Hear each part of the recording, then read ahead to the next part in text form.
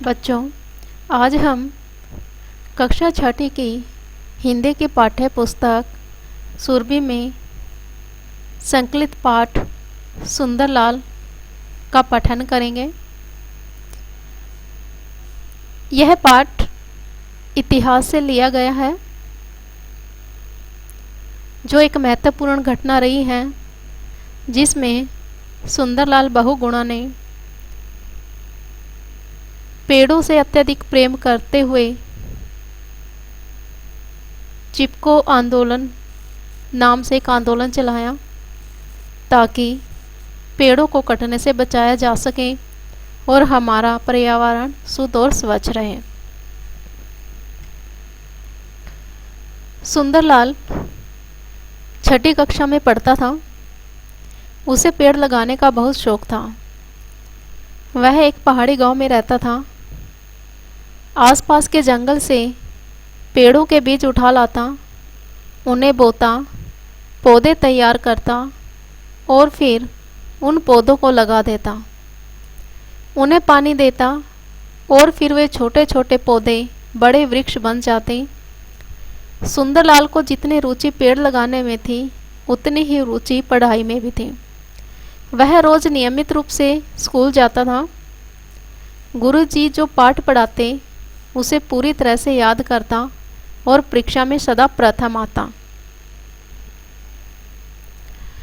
पेड़ लगाते लगाते सुंदरलाल 20 वर्ष का हो गया। उसने हाई स्कूल की परीक्षा पास कर ली। उसे पेड़ पौधों से इतना लगाव हो गया कि वे सब उसे परिवार के लोगों के समान ही दिखने लगे। उसने अपनी एक मित्र मंडली तैयार की और उनमें पेड़ पौधों के प्रति स्नेह भावना जागृत की, अर्थात अपने मित्रों के मन में भी पेड़ पौधों के प्रति प्रेम की भावना को जगाया। उसका कहना था कि ये पेड़ हमारे माता पिता के समान हैं। ये हमें छाया देते हैं, फल देते हैं और जिस प्रकार माँ अपने बच्चे के लिए सभी प्रकार के दुख सहन करती है, उसी प्रकार ये पेड़ पौधे भी धूप, वर्षा, जाड़ा अर्थात सर्दी, धूल आदि सब अपने ऊपर लेकर हमें सुख देते हैं, हमारी रक्षा करते हैं। जब कभी कोई व्यक्ति हरा वृक्ष काटने लगता तो उसे बड़ा दुख होता था। उसे ऐसा लगता जैसे वह पेड़ नहीं, उसके शरीर का अंग काट रहा है। वह उसे विनम्र अर्थात दया भाव से समझाता और पेड़ काटने से रोकता। न मानने पर वह उससे लड़ने मरने के लिए तैयार हो जाता। सुंदरलाल अपनी बीए की परीक्षा के लिए नैनीताल जा रहा था, क्योंकि ये हाई स्कूल तो उसने गांव में पास कर लिया था। अब आगे की शिक्षा के लिए उसे नैनीताल जाना था, जो वहाँ बीए अर्थात स्नातक की शिक्षा प्राप्त करनी थी। उसने रास्ते में कुछ लोगों को एक साथ बहुत से पेड़ काटते देखा। यह देखकर उसका मन दुखी हो उठा, व्याकुल दुखी। वह बस से उतर पड़ा और पेड़ों को काट रहे लोगों को जाकर समझाने लगा। पर उसकी हैरानी आश्चर्य का ठिकाना न रहा जब उसने सुना कि वे लोग कंपनी के नौकर हैं और कंपनी ने जंगल काटने का ठेका ले रखा है। कंपनी है यहाँ पर ईस्ट इंडिया कंपनी। उन दिनों भारत अंग्रेज़ों का गुलाम था और जैसे अंग्रेज़ चाहते थे भारत में सभी काम वैसे ही होते थे। तो यहाँ भी जंगल को काटने का ठेका दिया हुआ था, जिसके कारण मजदूर जंगल काट रहे थे। यही कारण था कि वे पेड़ काटना बंद नहीं कर सकते थे। यह जानकर उसे दुख भी हुआ और हैरानी भी। उसने कभी सोचा भी नहीं था कि इस प्रकार इतने बड़े स्तर पर अर्थात इतने अधिक पेड़ों की कटाई भी हो सकती है। सुंदरलाल का उन कंपनी मजदूरों पर तो कोई बस नहीं चला, अर्थात वह उनको रोक नहीं पाया, पर उसे इसका भयंकर परिणाम दिखाई देने लगा, क्योंकि पेड़ काटने से जो दुष्परिणाम सामने आ रहे थे वह अब उसे दिखाई देने लग गए थे।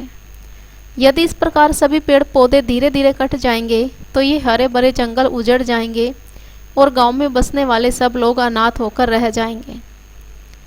सुंदरलाल अपने गांव लौटा तो उसका मन आत्मग्लानि से भरा हुआ था, पछतावे से भरा हुआ था, क्योंकि वह मजदूरों को पेड़ काटने से नहीं रोक सका था।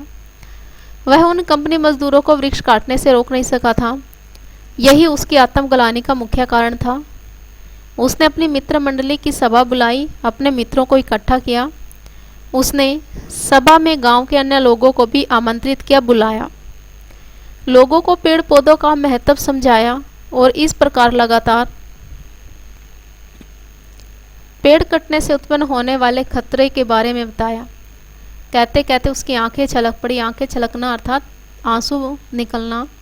वह कहने लगा, मुझे ऐसा लग रहा है कि ये कुल्हाड़ियाँ पेड़ पौधों पर नहीं बल्कि मेरे माता पिता के शरीर पर ही चल रही हैं। सुंदरलाल अब तक बीए पास कर चुका था।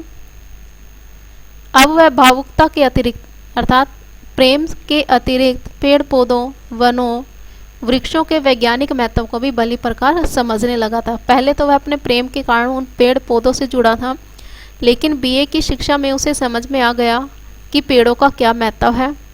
पेड़ हमें ऑक्सीजन देते हैं जो हमारे जीवन का आधार है। वह समझ गया कि यदि पेड़ पौधे नष्ट हो गए तो पर्यावरण का संतुलन बिगड़ जाएगा। वृक्षों की अंधाधुंध लगातार कटाई से वर्षा नहीं हो पाएगी। वर्षा न होने से सूखे की स्थिति उत्पन्न हो जाएगी, जिससे अकाल की स्थिति बन जाएगी। इसके साथ ही यातायात की स्थिति अच्छी न होने के कारण अन्न का आयात अर्थात आयात होता है अब मंगवाना,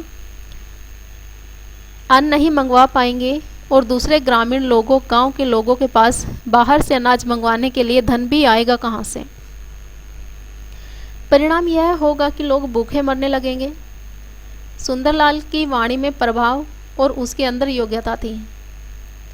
उसने ये बातें लोगों के सामने रखी।